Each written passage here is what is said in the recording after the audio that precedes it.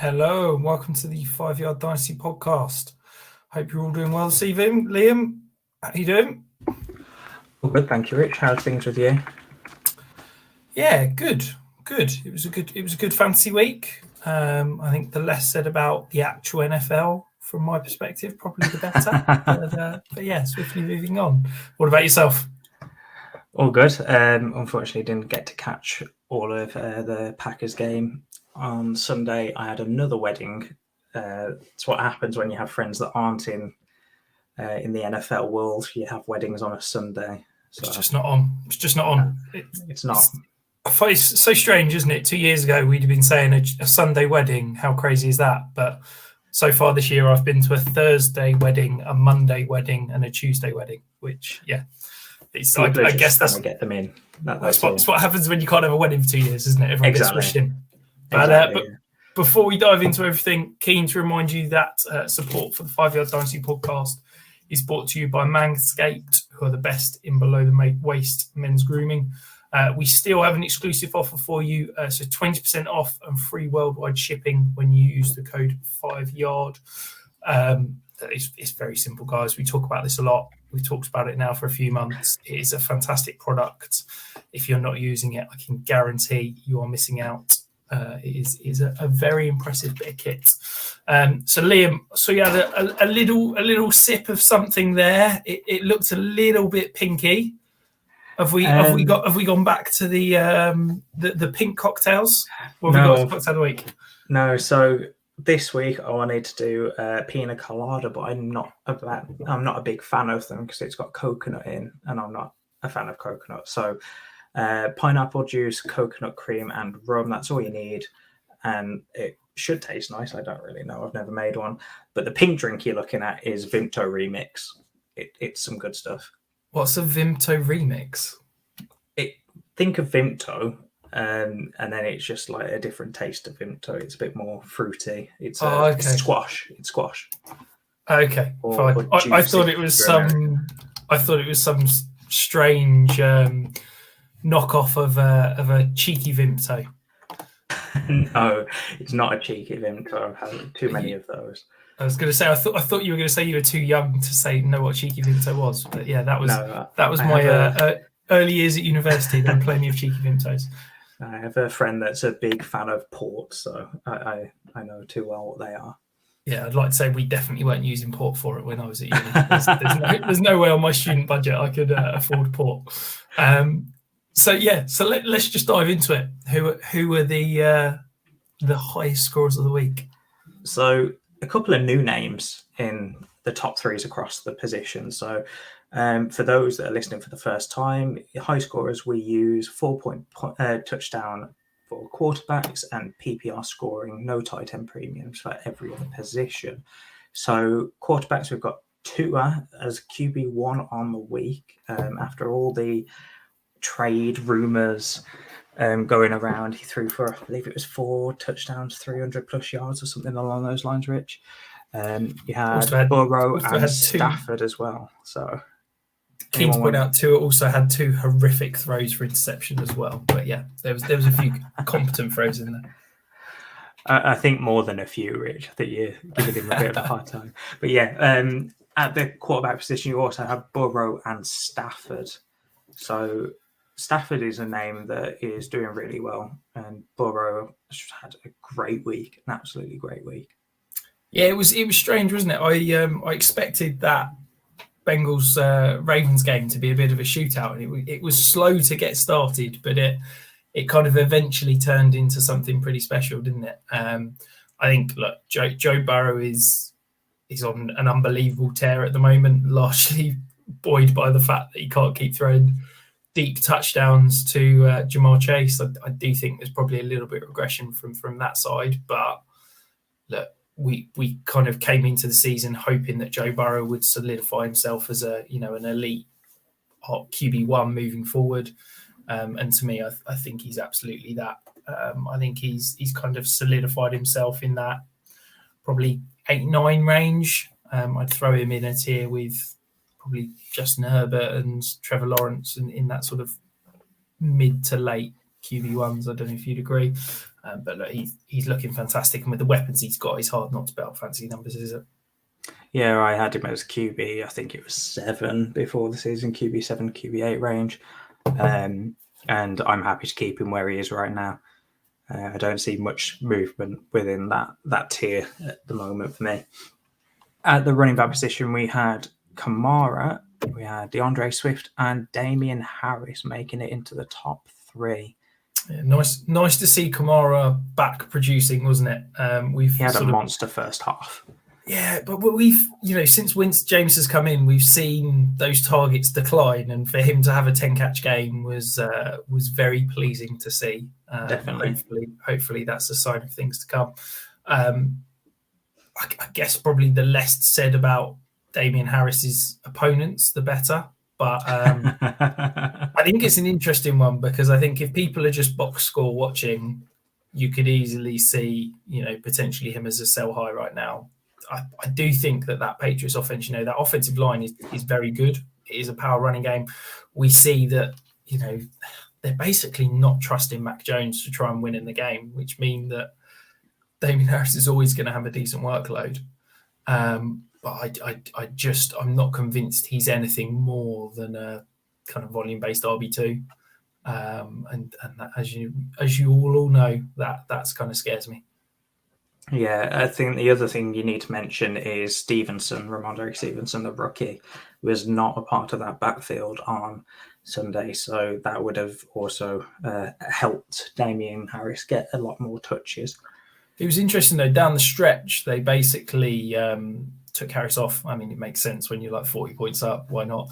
But JJ Taylor was the one that was getting the goal line work. So it could have been an even bigger game for Damien Harris if they hadn't have sat him on the bench to kind of rest him. Or the Jets put up a bit more of a fight. It's hard when your franchise quarterback goes off injured. I can imagine for any team, it's particularly a team that's not exactly got much about it at the moment. But when you see your quarterback go off injured, it sort of knocks you. And I think it's already a lost season for the Jets. The only thing that mattered this year was Zach Wilson producing and that offensive line coming together. And we've seen Zach Wilson now injured, Mekhi Becton now injured. It kind of feels like, okay, let's just wait. Let's just wait 4 weeks till they're both back, and then we can start reassessing how the season's going. That was just a little dig at you. I didn't mean anything by it, but I will say that Zach Wilson didn't really do much before he went off injured. There was a bit of a Patriots lead, shall we say, before he went off anyway. I just think that was a tough game for him regardless. So moving on to the wide receiver position, we got Cooper Kupp as the wide receiver 1 again. I don't know how many weeks that is now. That's got to be probably 4 pushing 5. It's absolutely incredible. Then you've also got Jamar Chase in the top 3 once again.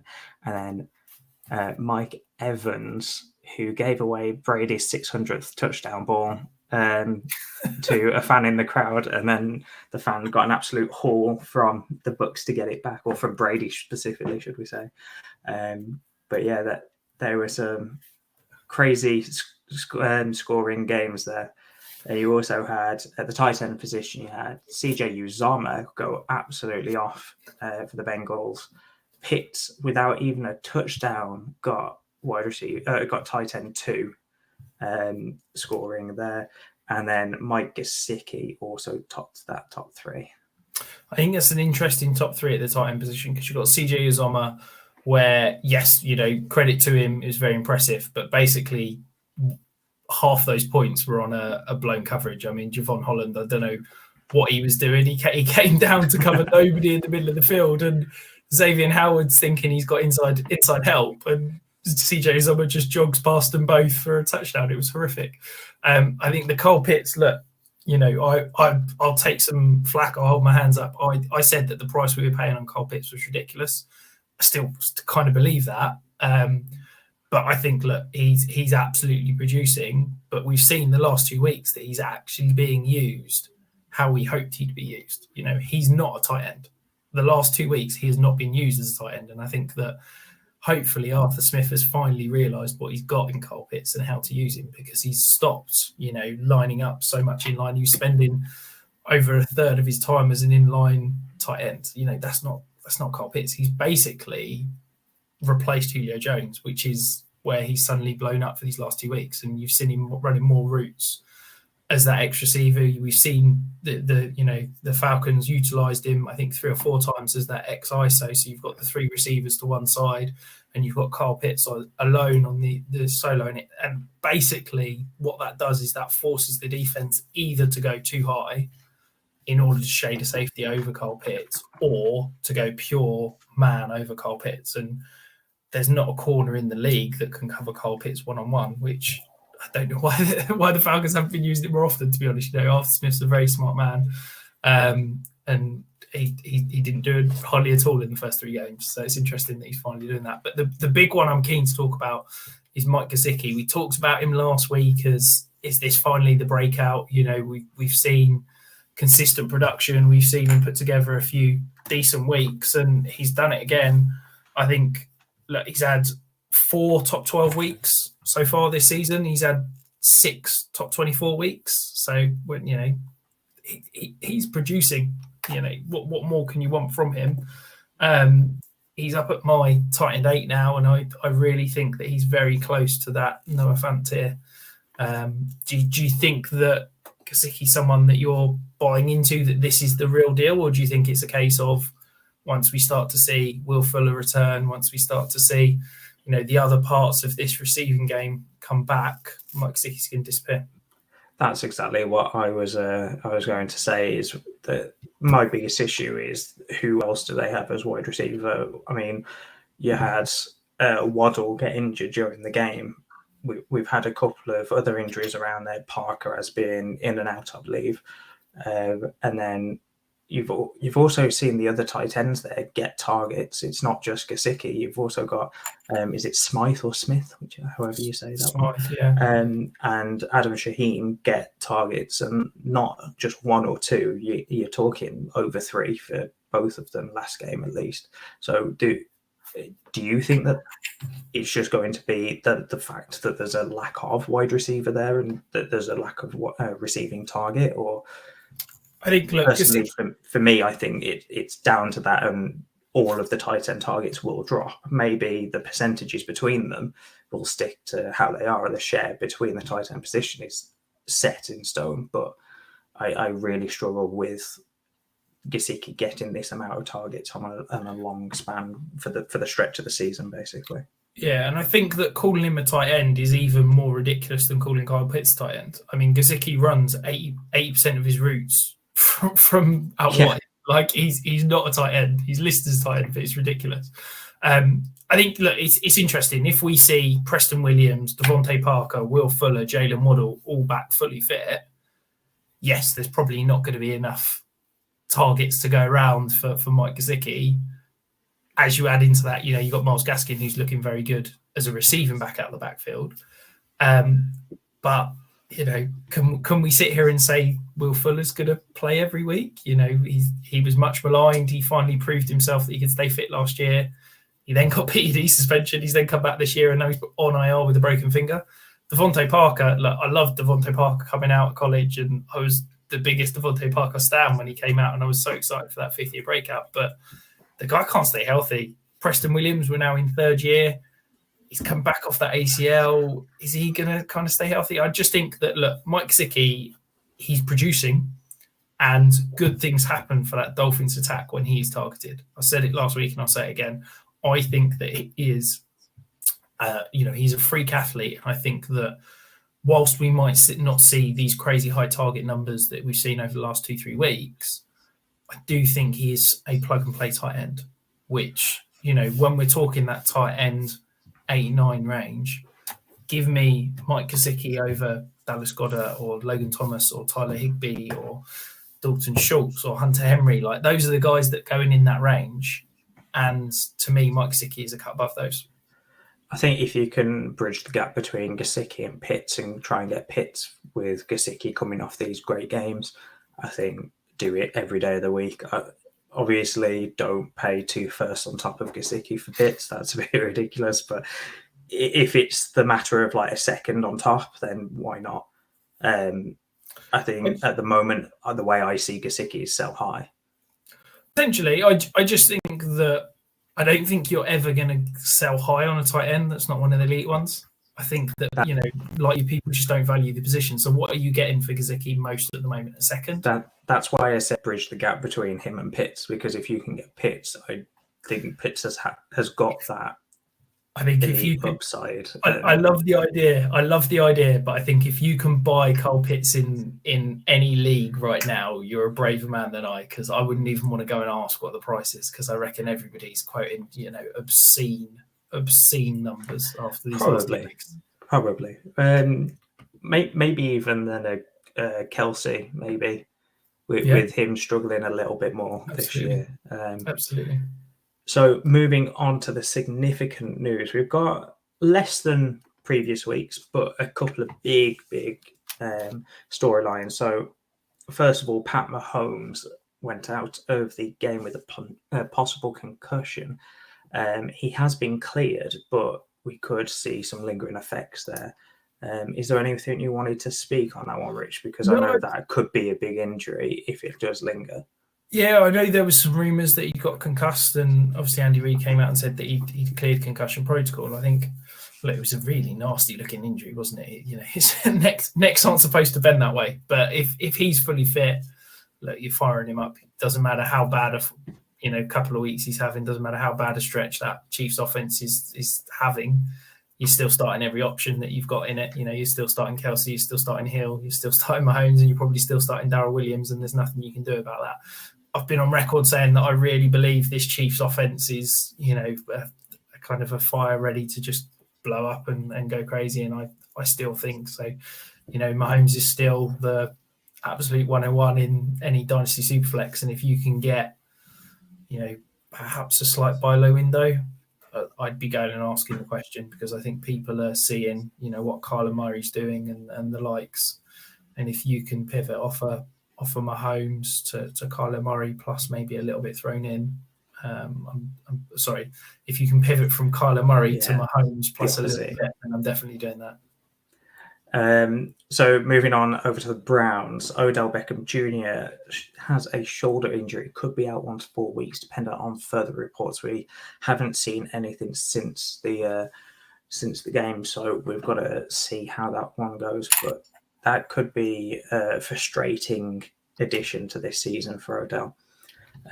Darren Waller has an ankle sprain, potentially minor, because he did get added to the injury report pretty late on. It was just before the game, I believe it was on Saturday, and then he was declared out as a game time decision. So with it being such a late addition, maybe we see him this week. But Foster Moreau, that's the one. He had a great game. I think he was tight end 6 or 7 on the week. He had a great game. Yeah, he's been one of my favourite stashes that, to be honest, I've probably given up hopes that he'd ever turn into anything. And I think I let a few shares go once because it looked like Waller was never going anywhere. But the Waller injury is, for me, a little bit concerning, because when you see it come across the ticker, I think it was, what was it, ankle, wrist and hand injury as really about. It's, it wasn't just one. Obviously, so I think the Raiders are on bye this week, aren't they? So yes, a slight... I always hate it when someone gets injured before a bye, because you then have to wait like a week before you get an injury news, don't you? So, yeah, no one really knows what with Darren Waller, but we're not going to have any news for another week. So it's a case of, if you've got Waller, you can't really do anything with him. You just got to sit and wait, and fingers crossed, as you said, it's nothing significant. I hope that they were just like a case of, we got bye week next week. Let's not force it. Give him 2 weeks to recover, and hopefully he's good to go for next week. Yeah, so sticking with the Raiders as well, Josh Jacobs went out with a chest injury during the game, potential rib injury, but again, we haven't seen anything. And as the Raiders are on a bye week, we may not see anything for another week or so. Reports are that it could be minor, but we'll have to see what those extra reports are when they come through. Miles Sanders left the game as well with an ankle sprain, 1 to 3 weeks potentially out. What do you think there, Rich? Because I see all arrows up for Gainwell, but I don't know whether that's just my love for Gainwell right now. I think, to be honest, the game or hype's probably going to go a bit mental this week, isn't it? I think, look, if we don't know how long Miles Sanders is out, we're hoping it's a couple of weeks. We're hoping they've said it's nothing too serious, but they've not given any clear timetable. But hopefully it's short term and he's back soon. But I've just seen a report before he came live that apparently Jordan Howard could see significant work this week. Jeez. So, that's scraping the bottom of the barrel, isn't it? Maybe that puts some ice on your Kenny Gainwell hype. But look, I think that, to me, what I'm expecting to see out of the Eagles is I think they'll have similar usage as they had week like 2-3, wasn't it, where it was almost a 50-50 split between Sanders and Gainwell. And I think Gainwell will get the passing game usage, and I think Boston Scott will get the rushing usage. It was what you saw when Sanders went down. Gainwell's role didn't really seem to change. He was used in the passing game, he was used on third down, he was used in those hurry-up situations, and then Boston Scott was basically given all the rushing work. I wonder whether that is what the Saints did last year when Breeze went down and they put Winston in, but Winston didn't start. It was Taysom Hill starting the following week, whether it is just they wanted to stick to the game plan that they had, and this week they might dial something else up. Possibly gets one or the other back more involved than what we saw this week. Possibly. I'm just really concerned that we're going to see a three-headed monster, and you're going to see Gainwell get the receiving work. You're going to see Boston Scott get the rushing work, and then you see Jordan Howard come in for his 1 yard touchdown. And it's going to mean that none of them are fantasy relevant. All of them, you're left scratching your head if you start them, and nobody feels good about anything. So we'll move on then, Rich. Jalen Waddle, ankle sprain, out for potentially up to 4 weeks, but could also return this week. He did return to the game, so is that a good sign? I hope so. Again, potentially watch and see what happens, isn't it? We saw obviously Dalvin Cook when he did his ankle, he returned to the game, and then that lingered for kind of 3 weeks afterwards, didn't it? So hopefully it's nothing serious, but it's definitely one to be keeping an eye on this week. Definitely. And then the biggest news of the week, unfortunately, Rich, probably take your earphones out at this point. So we spoke about it a little bit so Zach Wilson left the game for the Jets, potentially 3 to 6 weeks out with a PCL sprain. The backup for the Jets, I don't even know his name, didn't look very good. Quite. There you go. Didn't look very good. So the Jets went out and traded for Joe Flacco from the Eagles, sending a 6th round pick that potentially could become a 5th by the looks of it. Getting Joe Flacco back in the building. How do you feel, Rich? It's just ridiculous, isn't it? If you listen to any Jets fan all off season, they couldn't understand why the Jets didn't bring in some sort of competent backup. They decided that they were going to roll with James Morgan and Mike White as a competition in camp, which was just ridiculous because neither of them should be anywhere near an NFL field. And then, Zach Wilson gets injured, and then it's suddenly panic stations, and we've now had to, quite frankly, overpay for Joe Flacco. Look, when Joe Flacco was there 2 years ago, he looked competent.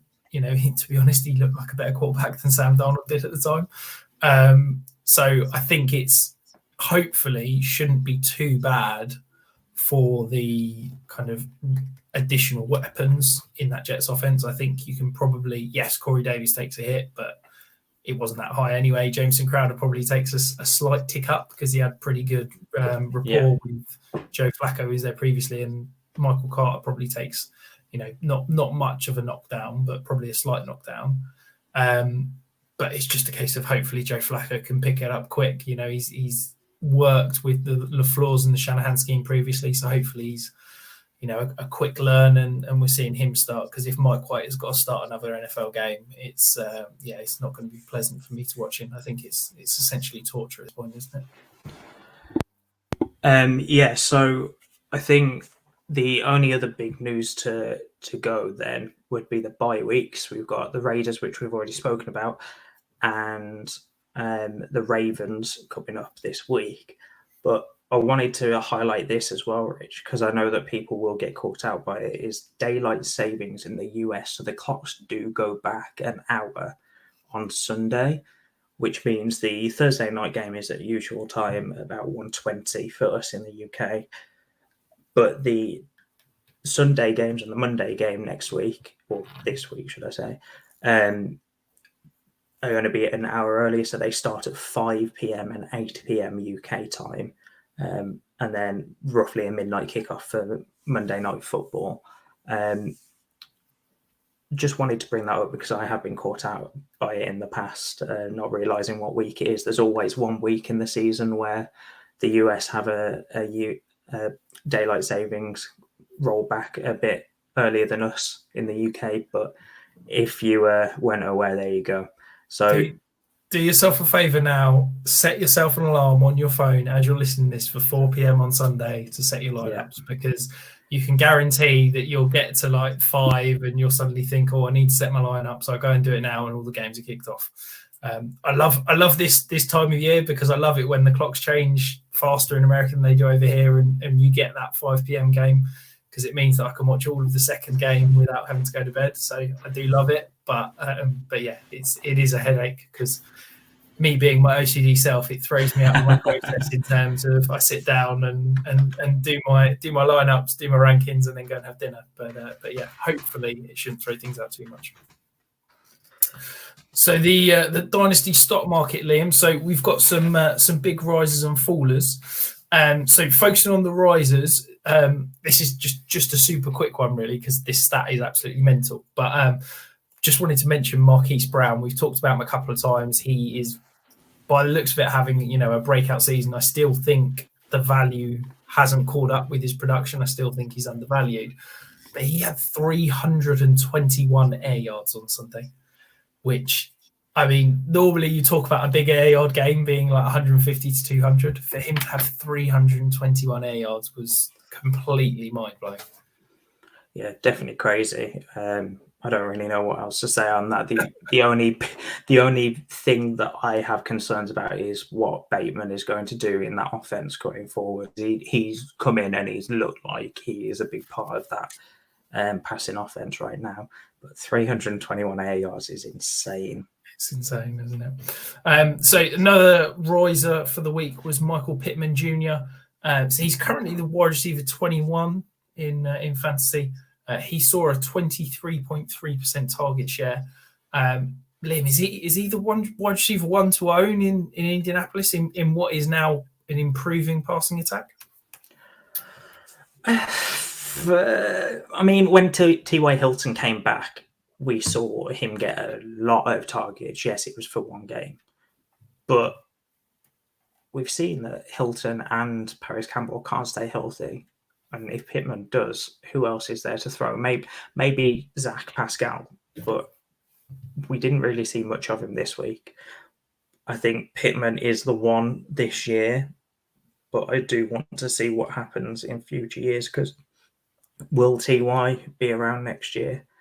Will Campbell be injured again next year? Will the Colts potentially draft another wide receiver or bring one in during the free agency market? Because we all, as we spoke about last week, the free agency market is pretty good next year for wide receiver position. So maybe we see someone brought in to be that one, maybe a Godwin, Allen Robinson.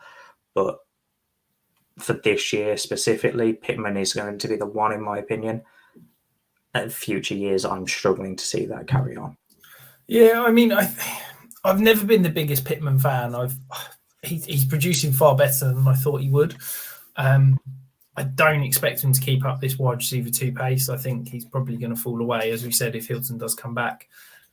I think he's probably a hold. I don't think you're going to sell him for anything more than you're not going to get kind of greater than his value at the moment. I think he's probably an early second, late first round pick. I'm not sure anybody's really paying a first for him, let's be honest.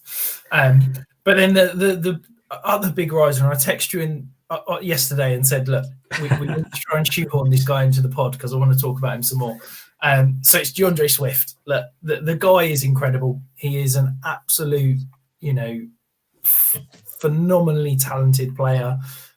We've seen him produce in a horrific situation. Everybody was fading him to start the year. Everybody was fading him when he got drafted because of the landing spot. But he's currently the RB2 this year. He is seeing a 20% target share. The only running back that's got a higher target share on the year is Alvin Kamara. Currently my running back 3 in Dynasty. He's consensus running back 6. Do you think, Liam, that RB3 is too low? I think it's just right for me. I'm interested to see who your running back 2 is, though. Jonathan Taylor. Thought so. So I think with Swift, you probably got a tier where it's a lot of interchangeable pieces that you're probably looking at. Barkley, Jonathan Taylor, DAndre Swift, maybe someone like a Nick Chubb. But you're also looking at like Dalvin Cook, Derrick Henry. I think all of those at the moment are anywhere between an RB2 and an RB5, 6 for a lot of dynasty rankers. For me, I think Swift does take that RB3 spot. I don't think he quite takes it from Jonathan Taylor, RB2. I think that what Swift is doing is underrated. We talk about the likes of Alvin Kamara, Najee Harris, Austin Eckler, Aaron Jones, what they do in the receiving game, where they're not, okay, maybe Najee Harris is, but they're not, 20 plus carry guys. Yet because of that receiving usage, they're able to do more on less, basically. I've got a couple of stats here. So I've been running some kind of running back production stats. So I'm basically trying to split out rushing and receiving work. DAndre Swift has scored 93.1 points through receiving. So that's receptions, receiving yards, and touchdowns. The next highest running back is Alvin Kamara at 73.1. You've then got Najee Harris at 70 points, Austin Eckler at 69.2, Aaron Jones at 68. So he scored 20 more points as a receiver than any other running back in fantasy football. By the way, I'm not counting Cordarrelle Patterson in these stats. Is he a wide receiver for you? Well, this is it. He's in the data study, but I'm not counting him because it reinforces my point a little bit more. But this is a guy that, look, he's producing 2/3 of his fantasy points receiving the ball. Yes, the Lions don't have incredible receivers, but to me, that receiving usage is so much more reliable. We've seen even the likes of, Zeke Elliott and things like that, where they have weeks where it's difficult to run the ball. The offensive line aren't winning. You go up against a Tampa Bay or something like that. That rushing production isn't as reliable as the receiving production. DAndre Swift is a phenomenal receiving back. He has got, to me, he is if you were to say Christian McCaffrey has got elite running back potential, both as a receiver and a running back. Okay. The only guys in the tier below him for me are Saquon Barkley and DAndre Swift, because those two have got that elite rushing and receiving usage and potential. And I don't think that there's another back in the league that is as good a receiver as DAndre Swift is outside of Christian McCaffrey. So you have swayed me more to the side that you're reinforcing there. The only concern I have is what you said about the receivers, and you said they don't have incredible receivers. Can we say that they have good receivers, Rich? No. But who is receiving the ball there? You've got Hawkinson, who's getting shut down because there's no one else receiving, and then you've got Cephas now on IR, Tyrell Williams now on IR. Now they're not top end receivers anyway, but those are potentially the two top guys that they brought in or drafted. You've got Amon-Ra St. Brown, who isn't doing great.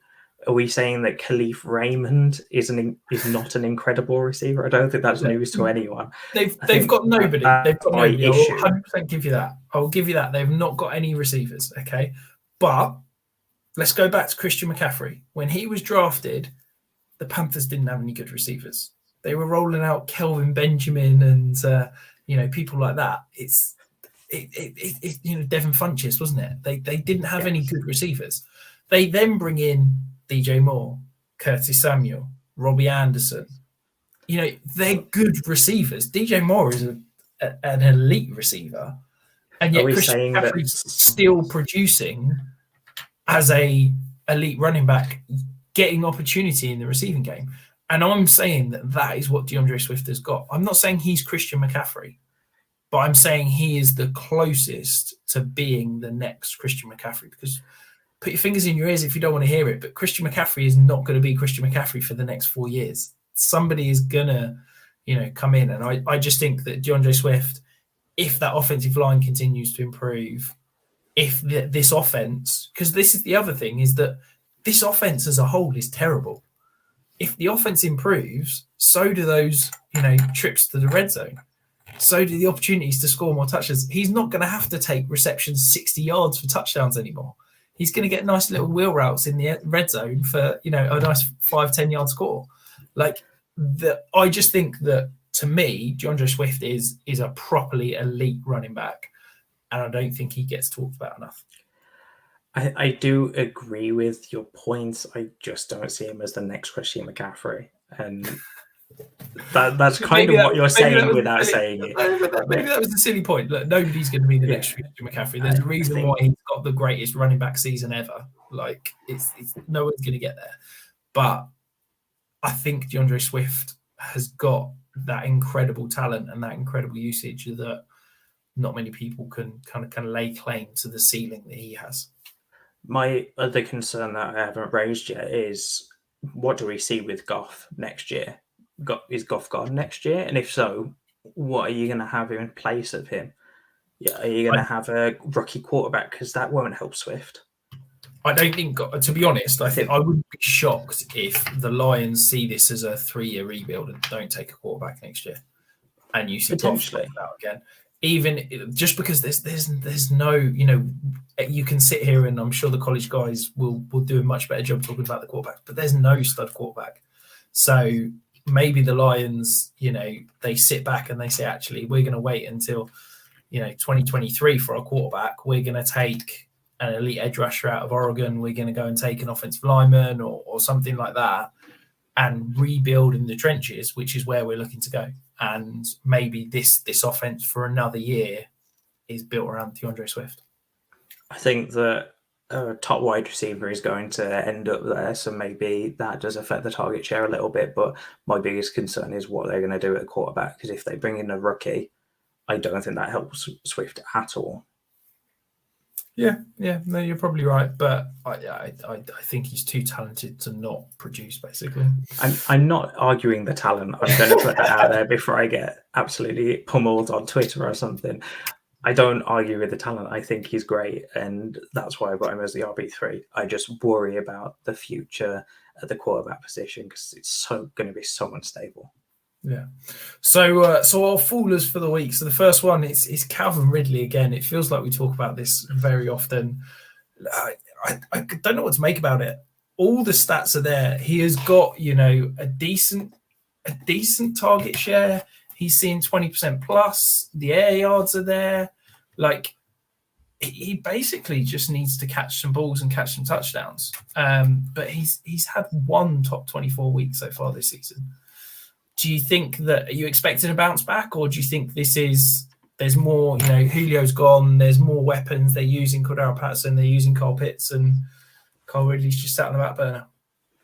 I really struggle with him because last year I absolutely loved him. I had him in one of my contending teams and thought that he was going to be brilliant this year. And now I'm looking back thinking maybe I should have moved him for someone plus, but I really struggle with Ridley. I want him to be a thing so badly, and we saw him have that talent. But do we see that with Pitts as the quote unquote wide receiver 2 there.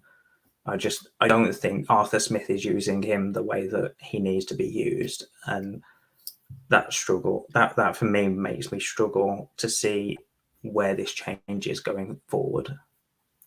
I'm still a Ridley believer. I think he's still a top 10 dynasty receiver. I think he's gonna, bounce back. I think he's going to have a fantastic second half of the season. I really do. I really think he's a league winner if you can go and get him. And if, the Calvin Ridley owner in your league, I said it a couple of weeks ago, if they're starting to think that he's not that top 10 dynasty receiver, then I'd happily go and buy him right now. I think he's a great buy low, certainly. And then the other fallers, so these are the rookie quarterbacks. So Justin Fields, we've seen have another horror start, and obviously Zach Wilson, as you said, got injured. People were hyping up. I think Justin Fields was a QB 10, I think, in the off season at some point. I think Zach Wilson got up to the QB 14 range. Mind blowing that rookie QBs that have never played a snap were being quoted as a QB1. Do you think that they're still elite dynasty assets? Do you think you can perhaps go and buy low? Do you think it's time to get out before the bottom falls off and they're never going to be anything? Or I spoke about this in one of my leagues a couple of days ago. I think Fields specifically is going to bounce back and does have that great upside for him. He can run the ball really well. He can pass the ball. We've seen how fast he is. He ran a 4.44 at his pro day. That's still incredibly fast, even if you do add a bit of an adjustment onto it because it was a pro day, not a combine time. But with Fields specifically, I think that he's just in such a bad scheme right now with Nagy that I think when Fields does get a better coordinator, hopefully next year, for Fields specifically, hopefully next year, as a Packers fan, I'm happy with the Bears keeping Nagy for years to come. But with Wilson, what do you think about Wilson, Rich? You watch him every week. I don't get to watch him every week. I hope that he bounces back, but again, this is your area of expertise. You have to watch him every week. I'm really a believer in Wilson. I think that for me, you don't see every week you see 4 or 5 truly electric throws, and I think that there is probably throws he makes that there's like 4 or 5 guys in the league can make. I think he has got that absolutely properly elite upside. I really, really believe in him. Don't get me wrong. I'm concerned that the offensive line has fallen apart. I'm concerned that what I thought was a decent receiver room to start the year hasn't turned into that. Absolutely. I think that for me, he's got the highest variance of any quarterback I've seen in the last probably 3 years. If you told me in 2 years' time, Zach Wilson was a top 5 QB in the league and the Jets were a consistent playoff contender because he was, being considered in that QB1 tier, then I wouldn't be shocked.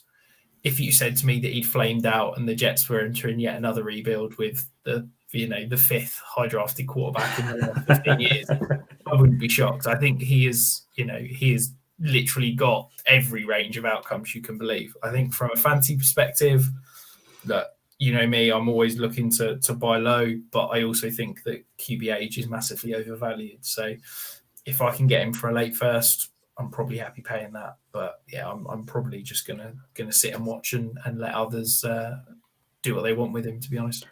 I think the thing that people are going to forget with Wilson, especially after this week, is the lack of talent on the Jets roster. He's not helped. I mean, are you going to argue with me that they're one of the bottom teams in talent-wise on the roster? No, I would love to, but I can't. There's not a whole lot there. I really do hope that the Jets get a bit more talent there. And the other thing that people really forget with the Jets, but seem to remember everywhere else, is Robert Saleh's a first-time head coach. You've also got a first-time OC in Matt. Is it Mike LaFleur? Sorry, not Matt. Yep. So you've got 2 first-year coaches that are high up in the structure at least, and one of them is a defensive coach, which is Salah.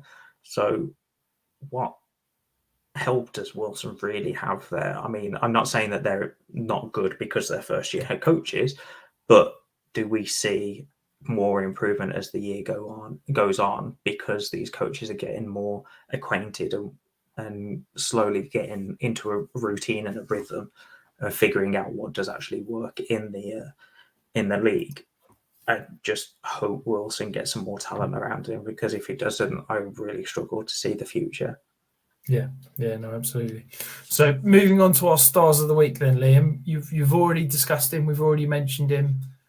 You can wax lyrical about the rookie tight end phenom. Yeah, so Kyle Pitts is my star of the week. We've got 8 targets for 7 receptions and 163 yards. To me, as a tight end, that is insane, having 163 yards in any game. He didn't score a touchdown, but he didn't need to score a touchdown to be the tight end 2 on the week. To me, that's just incredible, Rich. And if we see this type of usage, do you think that this will become the norm for Pitts? Do you think that he's going to become this elite tight end? This is why I wanted to put him in here, was we haven't really talked about his future since the start of the season, basically, when we both said the price is way too high. We're penciling a rookie tight end to be a tight end 1 going, or a top 3 tight end going forward. Pitts, for me, I think we need to see a little bit more for me to put him there. But as you said earlier, I think put him in the range of Noah Fant, for example, isn't too far-fetched. I think that's exactly where I put him right now. So I'm on record as saying that having Kyle Pitts as the tight end 2 was absolutely ludicrous. Okay, that was the DLF ADP in September. I was on record as saying it was absolutely obscene. I've moved Kyle Pitts up to my tight end 3 in Dynasty. Look, I think that if we can't expect this every week, I think that this... I should hope not. It's 163 yards. That's more than some quarterbacks threw for this week. Yeah, look, that's an absolute ceiling. I think if you're expecting him to put up that sort of stats every week, you're doing yourself a disservice. But look, he's going to be a top 5 tight end this year. And to me, if you've got a rookie that a team has invested as much as they have in him, that's a top 5 producer in year 1, then to me, he's got to be in that top 3 tight end potential. You know, if we saw Najee Harris finishes the season as a top 5 RB, then he's going to be in that, you know, RB2, RB3 conversation at the end of the year. So I think that I'm very much excited and very much interested in him. I think it's where we're going. Yeah, I think with Pitts, we just need to see it happen a couple more times. Not saying 163 yards a couple more times. I mean, 100-yard games, maybe a touchdown here and there, and being in the top 3 as a tight end scorer. But I think he's well got the route to be there now. If you weren't a contender this year, Liam, if you're either a middling team that's on the fringe of a playoffs, or if you were in a rebuild, would you take Travis Kelce or Kyle Pitts? Pitts, unfortunately, Pitts. There wasn't much thought there. Yeah, there you go, and that's it. You know, I think some of that does come down to Kelce having, I wouldn't say an off year, but a down year compared to his normal obscene production, and Kyle Pitts having a great couple of weeks. But I think age plays a huge part there. My biggest concern is, does Pitts become the new Ingram and having an amazing rookie year and then not seeing anything else for the rest of his career so far? Possibly. But I just think that they've invested so much and he's such a talent. You know, I was down on him in the first few weeks because they weren't using him as a wide receiver much. He was being used in line so much. And the last 2 weeks, you've seen him used all over the field. and he's being used as a wide receiver. So to me, that is, the reason he was so hyped by the fantasy and dynasty community was they were saying, well, this is a cheat code because you're getting a wide receiver, but you can play him at tight end. Well, now he is that. We've seen in the last 2 weeks he is that. My star of the week. Now, I always try to avoid the kind of the obvious headline star, and for me, this is a star in terms of a statistical standpoint, and it's T. Higgins. So T. Higgins led the league this week in target share. So he had a 41.7% target share. He saw 15 targets. He had 171 air yards. Okay. Yeah. Chase is getting all the headlines, and quite rightly so. He was phenomenal. His game was absolutely mind-blowing. The way he tore apart, one of the better corners in the league in Marlon Humphrey and made him look distinctly average. But T. Higgins is, to me, a sneaky buy low right now, because I think that people are hyped on Chase. People are talking about Chase, and I think people are looking at T. Higgins and going, oh, yeah, he was really good last year, but he's now the wide receiver too. But if this offense, I wouldn't. Do you have any concerns rostering the wide receiver too in Dallas? No. That to me currently is that CD Lamb or is that Cooper? I don't think anyone's having any issues rostering either. Exactly, and to me, that's the potential that this Bengals offense has, and I think that if you can go and buy T. Higgins low, based on the fact that he's not had that blowout week, I do think it's coming. I think teams are going to start shifting more towards Jamar Chase. NFL teams aren't stupid. When he's catching deep balls for touchdowns every week, you're going to start seeing more safety help over the top. You're going to see that sort of cloud coverage over the top of him. I've got T. Higgins. He's my wide receiver 17, and I think that you can probably get him cheaper than that right now. Yeah, I think T. Higgins is a great buy right now, especially if that target share carries on. Because as I said, that really surprised me when I looked at the show sheet and you dropped that in there. I didn't expect him to have a 40% target share. That's insane. Yeah, absolutely. So the deep dive player of the week. So look, I suffered through 3 hours of watching the Jets on Sunday. I had to have some sort of silver lining to come from it, and it's Michael Carter. Look, the Jets were woeful. The Jets' offensive line was woeful.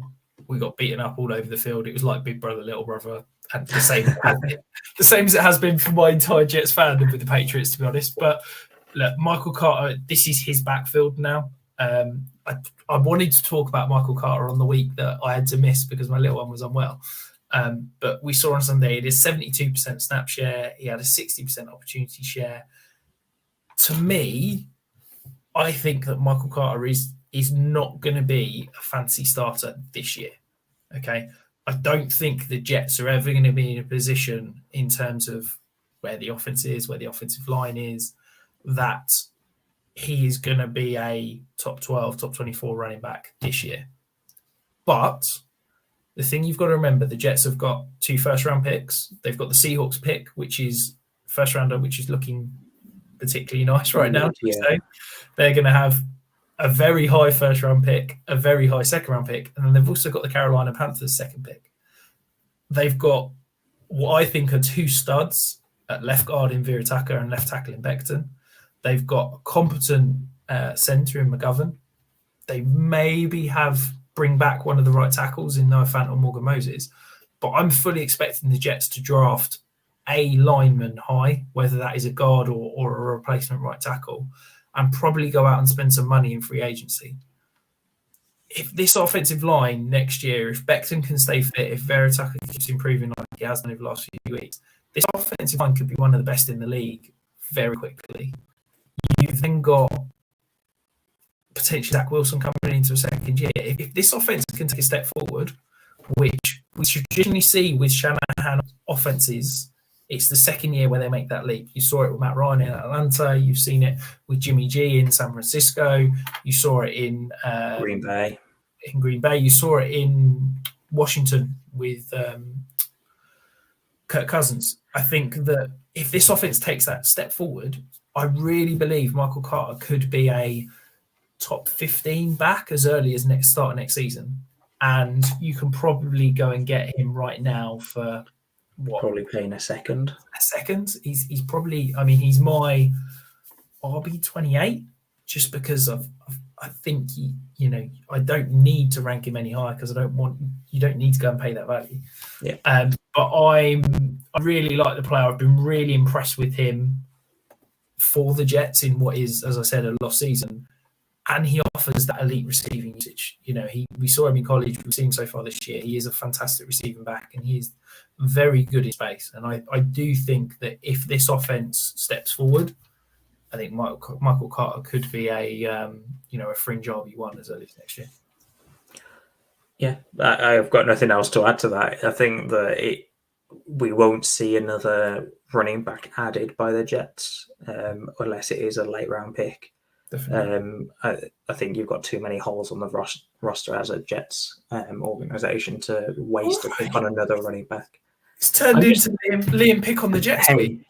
Hey, you'd be picking on me for the entire season. This is my revenge. You're a Packers fan. You've had 30 years of Brett Favre and Aaron Rodgers. There's no picking on you. And another 10 years of Jordan Love. Yeah, less said about that, the better. We'll see. On you, yeah. So the Spotlight Player of the Week. So this is a guy that you text me and you really wanted to talk about. So yes. I'll cede the floor to you, Liam. You can, away you go. So the guy is Javonte Williams. I absolutely loved him coming out of college. I had him as my running back 2, and it was less of a teardrop between Najee and Javonte. And it was more of a potentially 1A, 1B role.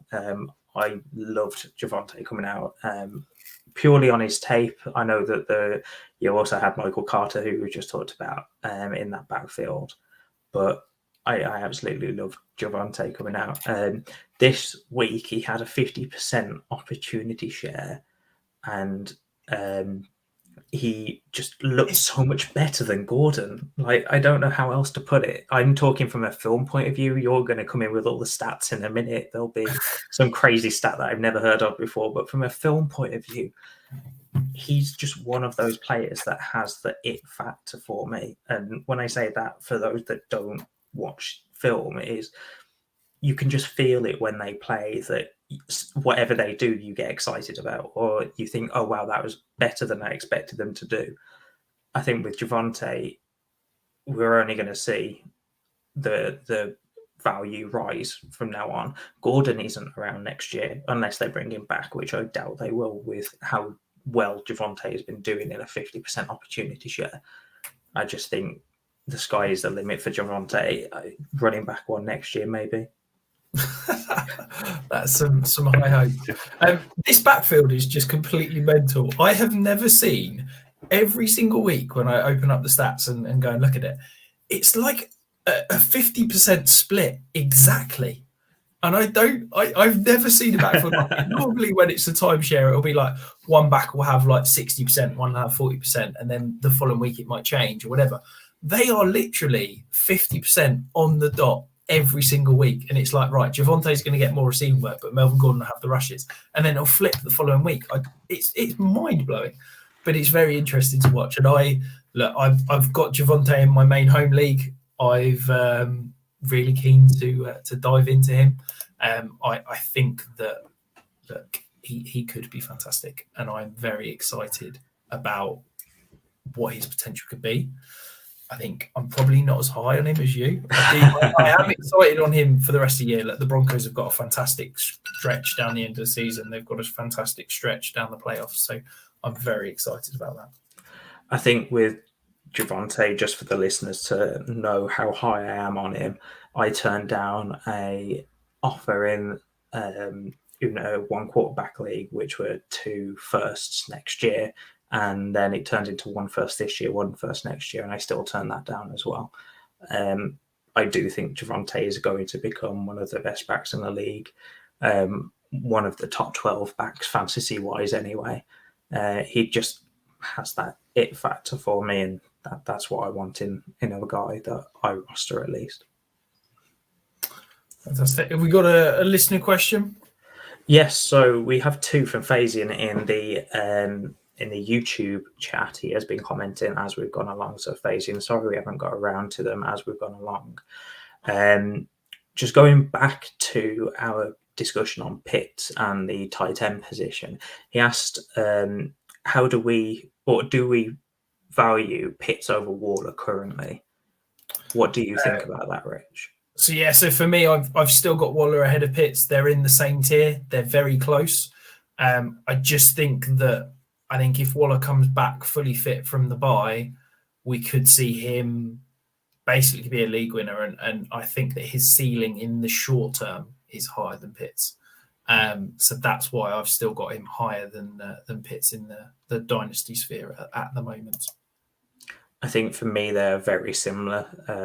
And it really depends on how you're looking at your roster, whether you're looking at winning in a couple of years or whether you're winning now. And that really depends on what the rest of your roster looks like. But if you listen to the podcast enough, you know that tight end is the last position that I ever address. And then his other question was around a trade that he's received. So what do you think about this, Rich? He's getting Aaron Jones, Leonard Fournette, and Darren Waller, but giving up Derrick Henry and Zach Ertz in a standard league. So I'm assuming one quarterback, probably no PPR.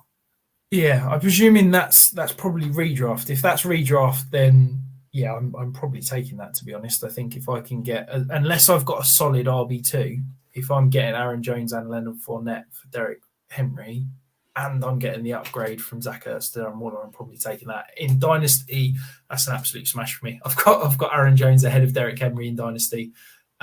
So again, if I'm getting an upgrade across the board, I'm smashing that in Dynasty circles. Yeah, I think with Fournette, people don't realise how good he's actually been this year, especially with Ronald Jones not getting the opportunities. So again, I'm with Rich and I'm taking that in both Dynasty and Redraft. Fantastic. Well, thank you very much for another great pod. Thank you for joining us if you've joined the live stream. Don't forget, you can check out Manscaped. Use the code 5yard for 20% off and free worldwide shipping. Also, a little solo plug. I actually launched my Patreon site this week.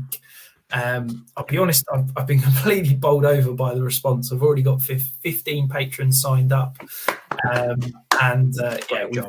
We've been having some fantastic chats. I've been producing some interesting content, some interesting graphs and things. So if you like my work, by all means, drop me a DM. I can happily send you a link, or it is also my pin tweet on Twitter.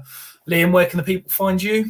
As usual, at the FSA tweets, or just head over to the @5yard Dynasty account, and you'll see both myself and Rich in the description or in the bio, and you'll see our other writers, Danny and Lewis, in there as well, to give them a follow. We are not many followers away, Rich. Last time I checked, which was a couple of days ago, we were only 5 followers away from 1,000 on that account, and I know we've got something planned for when we hit that. Yes, absolutely. If you're not following, go along and follow. As Liam says, we've got a nice little giveaway planned once we hit 1,000. So make sure you're following by the time we get there. I am at Dynasty Islands. If you are celebrating, have a happy Halloween, and we will see you all again next week.